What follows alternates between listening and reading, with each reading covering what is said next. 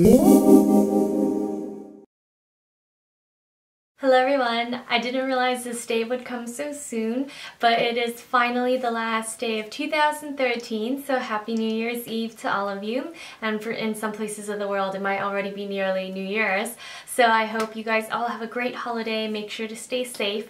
But today I just wanted to share with you my top 13 beauty products from the year of 2013. So on the blog I will be hosting an Editor's Choice Awards where I will be featuring all of my favorite products, but in a video form. I just thought it would be easier for everyone to digest 13 products, and so I agonized over which I would show you today, but eventually I was able to narrow it down to 13, so I did put a lot of thought into my selections. So let's begin with my very favorite product of 2013. Tom Ford's dual-ended eyeliner pen in Deeper is my favorite product of 2013. It has an inky black finish that's not glossy and it's not totally matte. It's the perfect satin finish and I wear it all the time in my videos. It's perfect for a cat eye. I actually prefer the longer tip of the pen, and I just feel like this pen has a brush that doesn't really deteriorate like the way Marc Jacobs felt tip liner did. I know a lot of you love it, many of you recommended it, and I tried it, but it just fell apart in a month or two, so I didn't think it was really worth the money. So invest a little bit more in this Tom Ford pen, and then you can get a smaller calligraphy tip like this, and I like to use this side to tightline, and that just helps when I wear false lashes or to get that truly really lush, super intense cat eye. And even if you just wear regular eyeliner, it just helps the look a little bit more cohesive so that your mascara and your liner blend flawlessly together. And next we have some of the lip products. I know some of you may probably ask what I'm using. As most of you know by now, I'm very particular with my lip products, and the reason I like M Cosmetics lipsticks is because most of them don't contain shimmer. In fact, 90% of them don't have any shimmer. So today I'm actually wearing a mix of sheer and matte. I started off with one of the sheer lipsticks, and this is called One True Kiss, and it has a glossy finish, so you don't need to use a gloss. I personally think that this is one of the best M Cosmetics lipsticks, and it's just super natural, so it's a color that you can wear anytime, any occasion. And then I added a bit of the new matte pink, and this is in 9 to 5. It's actually a lot brighter than I expected for a 9 to 5 shade, but when mixed together, these create a really natural pink, so you can see the difference in texture. So this one is 9 to 5 in the matte formula, and this one is the One True Kiss in the sheer. They're both very buildable. I absolutely love them. They're gorgeous on their own, but together I find that they look a little bit more natural, more something that I would wear out. And I topped it with the Armani lip gloss, but I'll get to that in a second. This is another matte pink called Cuddling, and I actually really like this one because I think it's a little bit more 9 to 5 appropriate than the 9 to 5 lip color. This one has a rosier tone, so I feel like it looks a lot more natural. It has a brightening effect, but it's not too coral, so that's why I really love this one. And again, this one is called Cuddling. So if you want a natural lip color from the matte range of lipsticks, try this one first. But I think my favorite out of all the lipsticks is actually Wine Stain. And I was surprised because I thought Wine Stain would be more burgundy than red, but this is a gorgeous bright red, and it's more of like a glamorous red because it's got that really deep dark texture, and I love the matte finish because it's super creamy. I do apologize, swatches on the back of my hand tend to look a little bit messier. So here's just one swipe of the lipstick, and here are a few swipes of the lipstick layered. As you can see, the pigment is quite intense, and because this red is so vivid, it actually makes your teeth look whiter. Now we'll move on to the lip gloss, and my favorite lip gloss of the year is the Armani Flash Lacquer. So these are brand new. Actually, everything that I featured in this video is permanent. I didn't want to include limited editions because I just feel like it's less valuable in the long run, but a lot of these products are new releases from 2013 that I just have discovered and found that they were truly worth the money and great long-term investments. So I hope that gives you a little bit more background on why I'm doing this video. But now for the glosses. I'm wearing 519, so I am layering 3 lip products today, which I generally don't do, but I just like this combination because I wanted to wear a bright pink to complement my mint colored jacket. So 519 is one of my favorites. When it's worn alone, it really brightens up my lips. And I like to wear 107 when I want a nude lip. It's not too pale, so it actually looks like a truly nude lip, but it doesn't make me look sickly because it has a pink tone. And last but not least, 520 seems to be one of the most popular shades that I recommended because a lot of you tend to like this more fleshy watermelon pink color. It's of course very natural, it's not too bright, perfectly wearable for work, but it's just one of those colors that you constantly reach for because you just love the way it makes your lips look. So there's that. It's just really moisturizing, and I know I promised you guys a lip products video for sensitive lips, and that one will actually be posted next, I promise. I will discuss all the lipsticks that I use and all the lip products that I use to maintain my lips. So now one more product for the lips before we move on. I already reviewed these in a favorites video. Actually, it might have been my last favorites video. But I wanted to discuss the Volupte Sheer Candy again by YSL. These lip balms are tinted. They're very thin. I really love the Lancome lip balms. I actually keep them on my vanity here because I do use them. But when I travel, I like to have a little bit more color. So for a more natural day, I tend to use color number 2. And though it doesn't look like much, when you reapply it throughout the day, it's very buildable. And it's called Papaya, but it's more like a pink papaya, even though it looks totally cantaloupe colored in the tube. For some reason, this one really brightens up my lip color and brings out the rosiness in my lips, and it just is super, super flattering. And next I have number 4. This one's a lot brighter. It's just as bright on my lips as it is in the Bullet. Number 4 is a great color for those of you who really like that stained sort of looking lip. And I actually went, because I love those two so much, I went ahead and bought number 5, which is Mouthwatering Berry. And this one is more of a true, you know, Cabernet wine kind of look.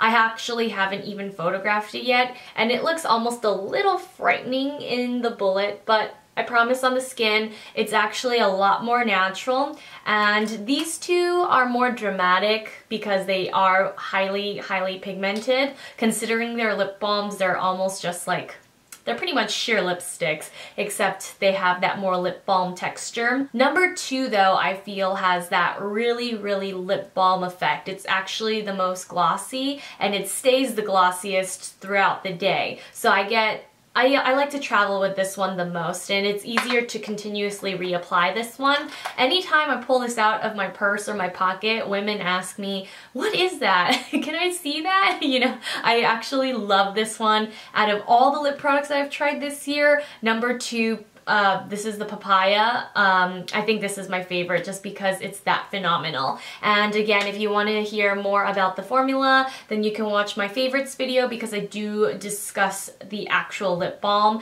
and compare it to a Chanel Hydra Max lip balm, which I love.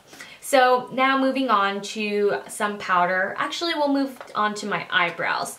So as many of you know, I have harped about the Clé de Peau and how fabulous this product is for, I don't know, over a year now. But I just have to reiterate because I have finally finished up one cartridge. So as many of you know, I like to keep my brows matched to my hair, and for a long time I had jet black hair, so I perfectly matched my brows, which were gray, are naturally gray. And for those of you who have dark hair and want to keep your brows looking really natural but ashy, which is my true tone of brow, then you want to try the eyebrow number 204 cartridge by Clé de Peau. It is the best match for my eyebrows that I have ever encountered, and Clé de Peau eyebrow pencils are the easiest to use because they're not that waxy. So Anastasia's Brow Wiz, Even M's Arched Brow Pencil, those two that I use the most besides the Clé de Peau, they're much waxier than the Clé de Peau. And this pencil formula isn't powdery,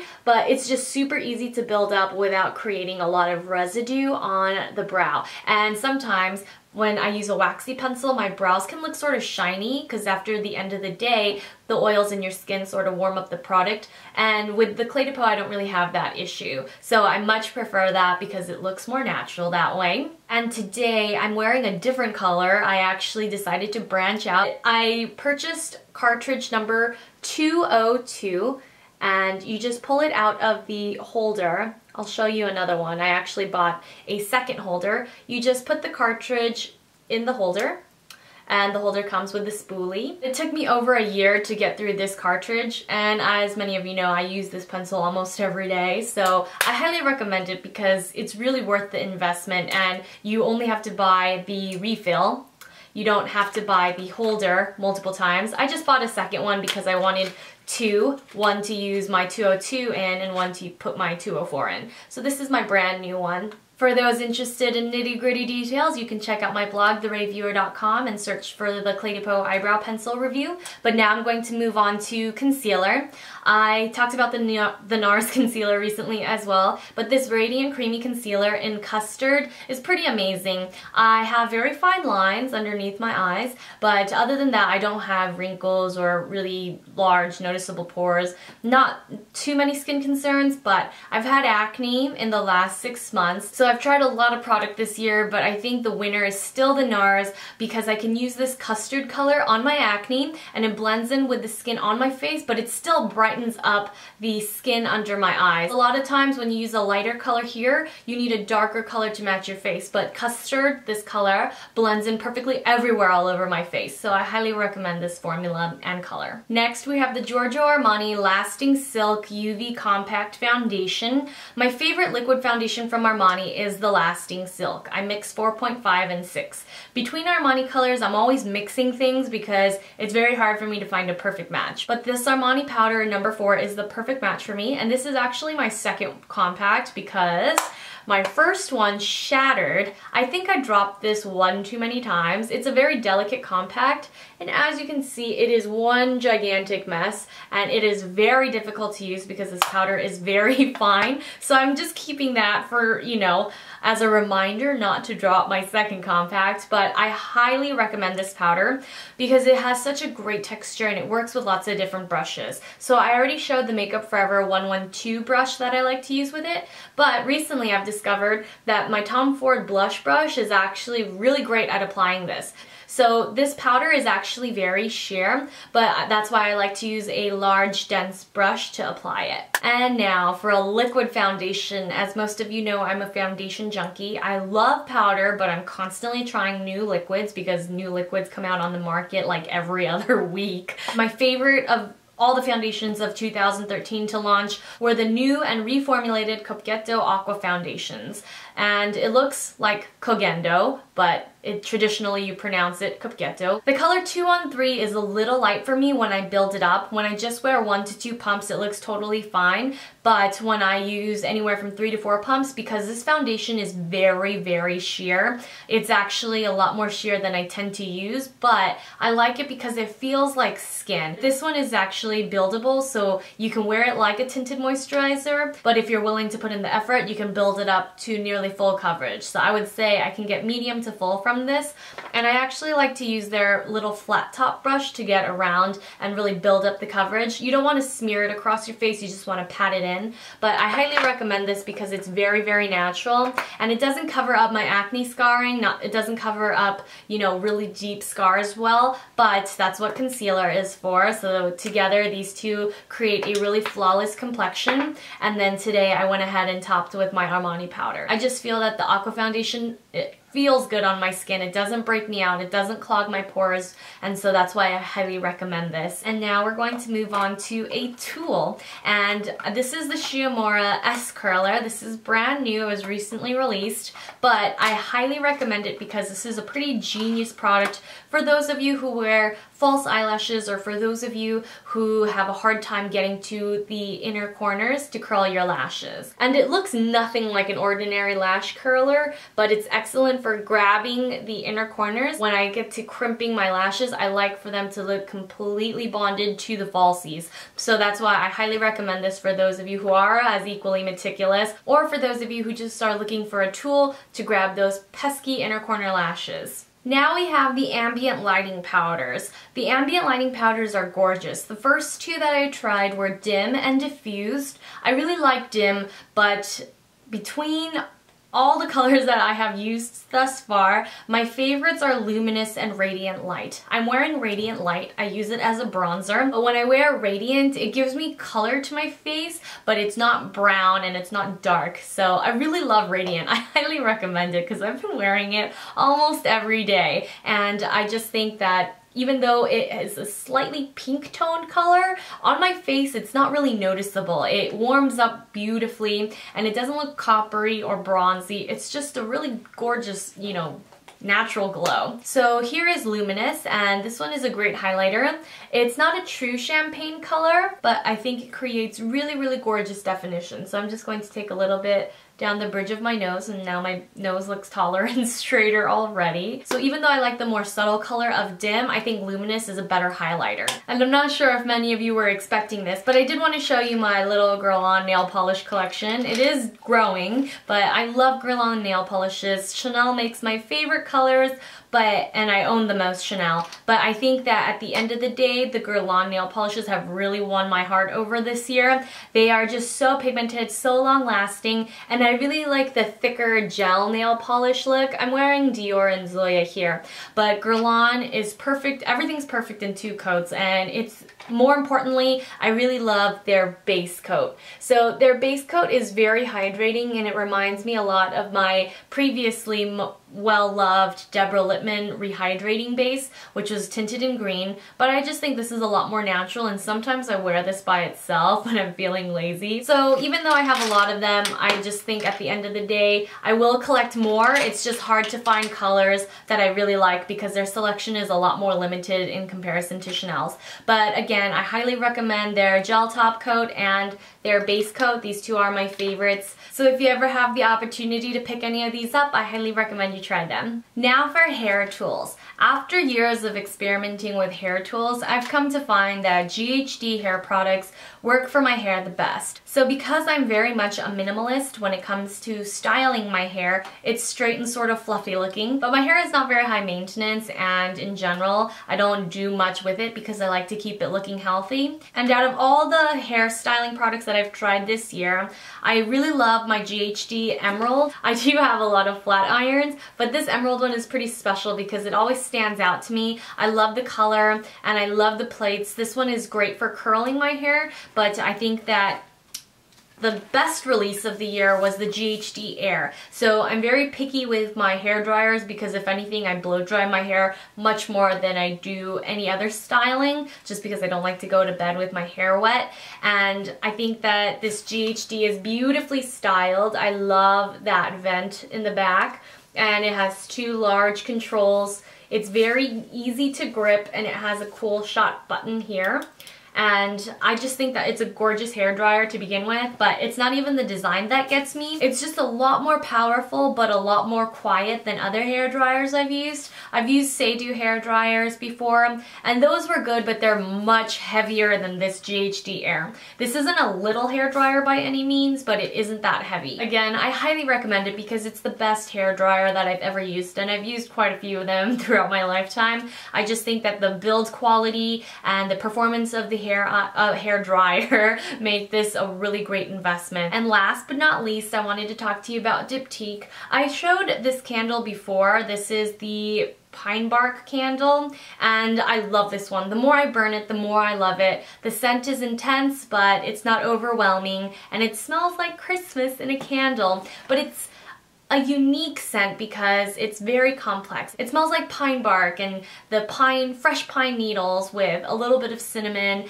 and a hint of warmth. It's just the most gorgeous winter candle that I've ever smelled. And I actually have another diptyque back there next to my orchid. There's diptyque all over my house, but I just think that the limited editions are a hit or miss. The other two from this collection are much spicier and they just, you know, I don't like them very much, but this pine bark candle is amazing. It looks gorgeous when burned too because the green sort of tinted glass has that gold gilded finish, and so when you light it and it's dark in the room, it just glows and creates a very Christmas holiday effect. And Christmas may be over, but winter's still in full swing, so I just think that this is a perfect holiday candle. And that's a wrap, everyone. Please don't forget to check out my blog, thereviewer.com, for more best of posts. That way you can check out the blushes and all the other products that I was not able to cover in this video. Thanks always for tuning in, and I wish you all a happy new year. Bye!